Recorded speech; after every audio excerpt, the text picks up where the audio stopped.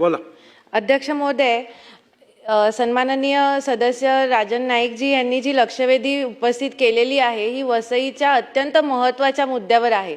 वसईचं भवितव्य, वसईच्या येणाऱ्या पुढच्या पिढ्यांचं भवितव्य या प्रश्नावर अवलंबून आहे. अध्यक्ष महोदय, हे जो 2001-2021 पर्यंतचा जो विकास आराखडा तयार केला होता तो संपून आता 5 वर्ष झालेली आहेत. अध्यक्ष महोदय, आणि नवीन विकास आराखडा तयार करण्याची काहीही चिन्ह दिसत नाही आहेत. आता सन्माननीय मंत्री महोदयांनी जे उत्तर दिलं त्यामध्ये त्यांनी म्हटले की DDTP दिलेला आहे, पण तो DDTP 3च दिवस आमच्याकडे येतात. अध्यक्ष महोदय, प्रभारी चार्ज त्यांना दिलेला आहे. 3 दिवस सोलापूर, 3 दिवस वसई विरार महानगरपालिका, आणि त्यामध्ये इतर बाकी इतकी कामं असतात की त्यामध्ये DP करण्याचा वेळच त्यांना मिळत नाही. अध्यक्ष महोदय, दुसरी महत्त्वाची गोष्ट अशी, अध्यक्ष महोदय, ही महानगरपालिका बनत असताना 53 गावांचा समावेश या महानगरपालिकेमध्ये झालेला आहे. अध्यक्ष महोदय, आणि 21 महसुली गावांचा विकासाचा आराखडा बनवण्याची जबाबदारी महानगरपालिकेवरती आहे. वसई हा असा प्रदेश आहे जो मुंबईला ऑक्सिजन पुरवतो. ब्रीदिंग झोन म्हणून वसई ओळखली जाते. आज वसईची अशी अवस्था आहे अध्यक्ष महोदय, अनधिकृत बांधकामांमुळे, की वसईचा हा ब्रीदिंग झोन धोक्यात आलेला आहे, मुंबईचा ऑक्सिजन धोक्यात आलेला आहे. अध्यक्ष महोदय, आणि जसं सन्माननीय सदस्य राजन नाईकजींनी सांगितलं की बुलेट ट्रेन येते, मेट्रो येतोय, कोस्टल रोड येतोय, अलिबाग कॉरिडॉर येतोय, इतके मोठे मोठे प्रकल्प वसई विरार नालासोपाऱ्यामधनं जात आहेत.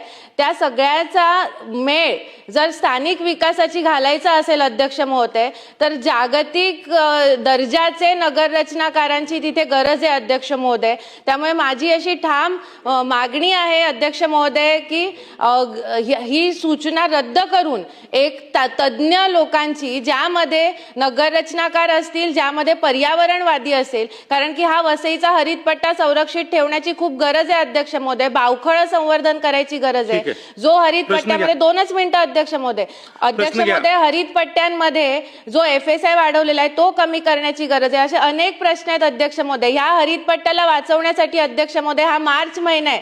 2010ला 5 मार्च 2010ला आम्ही अमानुष लाठी हल्ला झेललाय. अध्यक्ष महोदय, वसईकरांनी, असंख्य वसईकरांनी रक्त सांडलेलं आहे. माझी या शासनाकडे विनंती आहे की आमचं हे सांडलेलं रक्त वाया जाऊ देऊ नका. अध्यक्ष महोदय, आम्ही पुढच्या पिढ्यांसाठी हे रक्त वाहिलेलं आहे. तर मला अशी विनंती करायची आहे शासनाला अध्यक्ष महोदय की पुढच्या भविष्यासाठी, येणाऱ्या पिढ्यांच्या 50 वर्षांच्या भविष्यासाठी ही सूचना रद्द करावी, आणि तिथे तज्ज्ञ नगररचनाकार, पर्यावरणवादी आणि पायाभूत सुविधांमधले जे तज्ज्ञ असतील अशांची कमिटी करावी आणि आराखडा बनवावा. आणि त्यासाठी एक बैठक मंत्री महोदयांच्या अध्यक्षतेखाली त्यांनी घेतील का, अशी मी त्यांना प्रश्न विचारते. अध्यक्ष महोदय.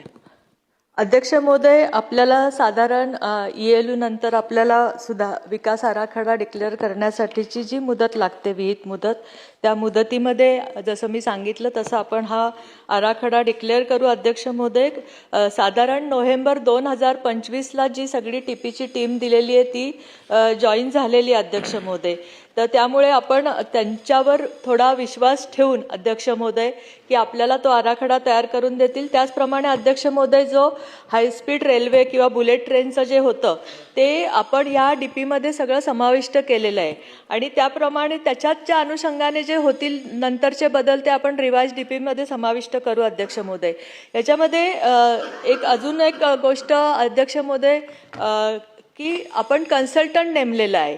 तर आता स्नेहा दुबेंनी जे सांगितलं की बाबा हे काही होतच नाहीये, ह्याच्यामध्ये त्यांनी उल्लेख केला हरित पट्ट्याचा वगैरे, तर ज्या कन्सल्टंट आणि आमचे जे TPचे नेमलेले अधिकारी आहेत आणि आपले सदस्य स्नेहा दुबे आणि आम्ही राजन नाईक, या सगळ्यांची एक एकत्रित बैठक अध्यक्ष महोदय मी माझ्या दालनामध्ये बोलवून ह्याचाच आढावा घेते. अध्यक्ष.